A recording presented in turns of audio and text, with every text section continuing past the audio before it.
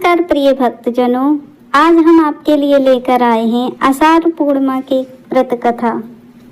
आषाढ़ मास की पूर्णिमा का दिन सनातन धर्म में अत्यंत पवित्र माना जाता है। इस दिन गुरु पूर्णिमा अथवा व्यास पूर्णिमा के नाम से जाना जाता है। ये दिन गुरु शिष्य परंपराओं को समर्पित है।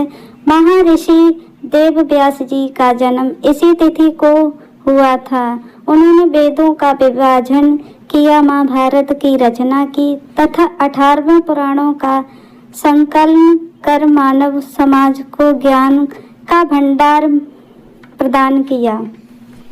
इसलिए इस दिन गुरु का पूजन, सम्मान, आशीर्वाद प्राप्त करना अत्यंत शुभ माना गया है।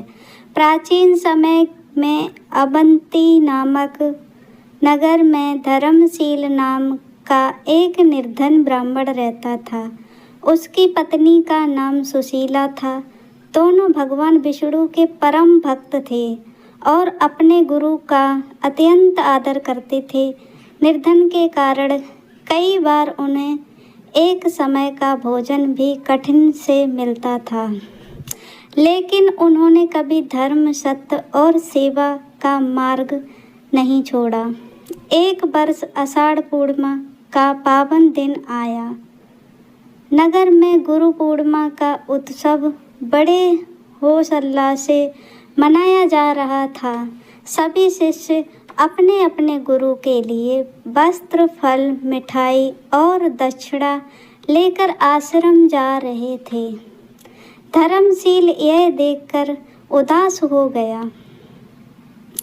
उसने कहा, मेरे पास अपने गुरु को अर्पित करने के लिए कुछ भी नहीं है।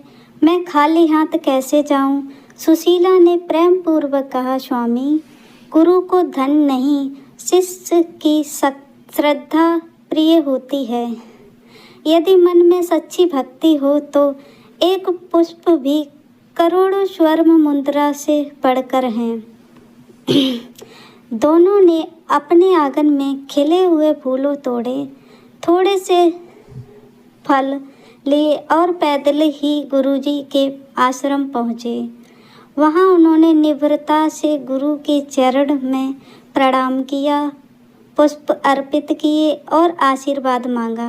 गुरुजी उनके सरलता और भक्ति देखकर अत्यंत प्रसन्न हुए। उन्होंने कहा, उत्सव सच्चा शिष्य वही है जो कठिन परिस्थितियों में भी गुरु के प्रति सम्मान बनाए रखे। तुम्हारी श्रद्धा ही तुम्हारी सबसे बड़ी दक्षिणा है। भगवान विष्णु तुम्हारे सभी संकट दूर करेंगे। गुरुजी के आशीर्वाद से कुछ ही समय में धर्मशील को एक यज्ञ के विद्वान पुरोहित के रूप में सेवा करने का अवसर मिला। उसकी धीरे धीरे उसके घर में धन्य धान्य, सुखी और समृद्धि आने लगी।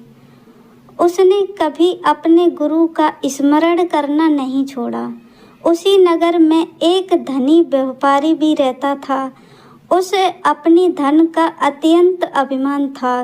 गुरु पूर्णिमा के दिन उसने अपने गुरु से कहा, धन से सब कुछ खरीदा जा सकता है, गुरु की आवश्यकता ही क्यों है? गुरु ने उसे समझाया कि धन से वस्तु खरीदी जा सकती है, परंतु ज्ञान, विवेक और संस्कार नहीं। व्यापारी ने अहंकारवश उनकी बात नहीं मानी। कुछ समय बाद उसका व्यापार नष्ट हो गया, परिवार संकट में आ गया, मित्र और संबंधी भी साथ छोड़ गए। तब उसने अपने गुरु की बात याद आई। वह रोता हुआ गुरु के आश्रम पहुंचा, उनके चरण में गिरकर क्षमा मांगी और कहा, गुरुदेव, मैंने अहंकार में आकर आपका अपमान किया, कृपया मुझे क्षमा करो। गुरु ने करुणा से उसे उठाया और कहा, जो अपनी भूल स्वीकार कर लेता है।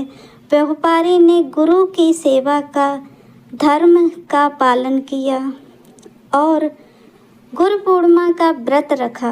कुछ ही समय में उसके जीवन फिर से सुखी और समृद्धि से भर गया। इसी अवसर पर गुरुजी ने अपने सभी शिष्यों को उपदेश दिया, माता पिता शरीर को जन्म देते हैं लेकिन गुरु मनुष्य को ज्ञान नहीं जन्म देता है। गुरु जीवन का अंधकार दूर कर सत्य का मार्ग दिखाता है। इसलिए गुरु का स्थान देवता से भी सर्वश्रेष्ठ माना गया है।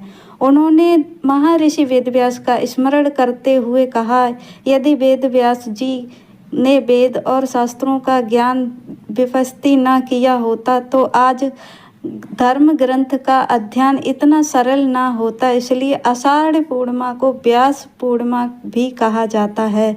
इस दिन सभी शिष्य ने अपने गुरु का पूजन किया, चरण स्पर्श किए, फूल वस्त्र और दक्षिणा अर्पित की। गुरु ने सभी को आदर आशीर्वाद देते हुए कहा, जो व्यक्ति श्रद्धा, निवृत्ता और सेवा भाव से गुरु पूर्णिमा का व्रत करता है उसकी बुद्धि निर्बल होती है, जीवन में सफलता प्राप्त होती है, परिवार में सुख शांति बनी रहती है और भगवान विष्णु तथा महर्षि वेदव्यास की विशेष कृपा प्राप्त होती है। तभी ये परंपरा चली आ रही है कि आषाढ़ पूर्णिमा के दिन